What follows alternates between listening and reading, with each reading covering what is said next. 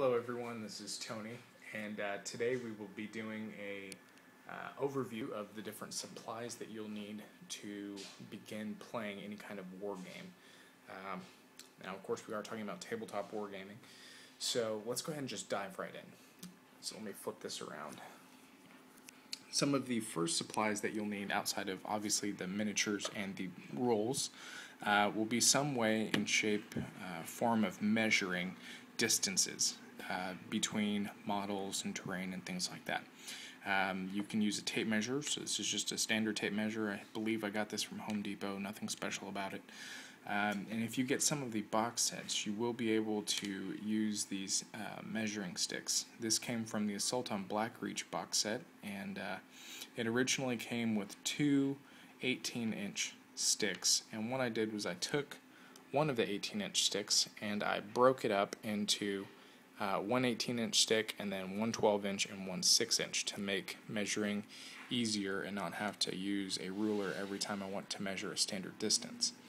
The next thing you'll want to use for most war games, with the exception of Malifaux and potentially a couple others, are a lot of dice. Now 40K and Fantasy, that's Warhammer for those of you who are brand new to this.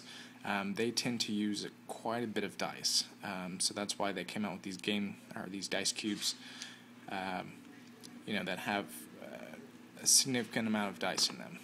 For War Machine and Hordes, you will only need, from what I've seen, six is plenty to play the game. I mean, just one stack, one layer of this dice cube would be more than enough to play Hordes or War Machine.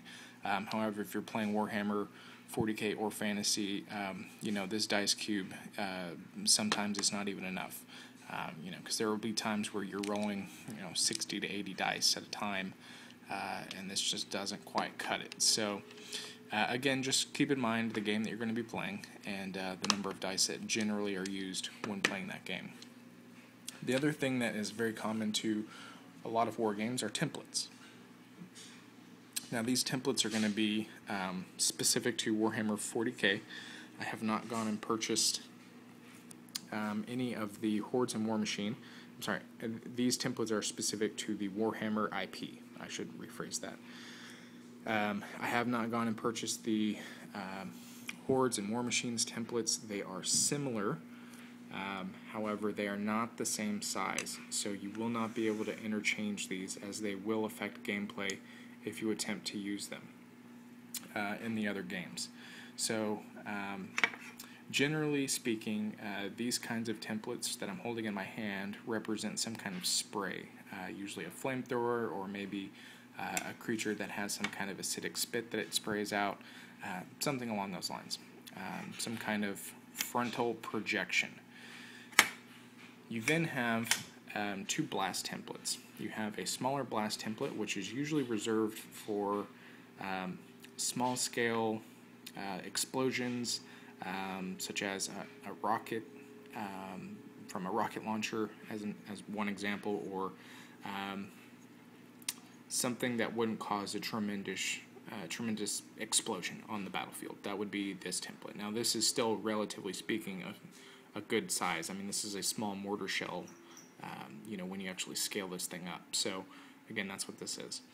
When you're looking at actual artillery, like bombardments, you would use these kinds of templates, the larger blast templates. These, generally speaking, are reserved for artillery shells that tend to be high impact and very, very powerful and strong. So these are the basic tools that you'll need. Like I said, to play most war games, that's what you'll need, and then obviously the miniatures and the rule books themselves. So if you have any other questions, feel free to send me a message. I'll be doing some other videos coming up really soon on Hordes, the rule books, some other things you need to actually get into, painting your miniatures and the terrains, and then we'll do some of the tutorial videos on the how-tos for all of that. So stay tuned, and feel free to subscribe, and we'll see you in another video.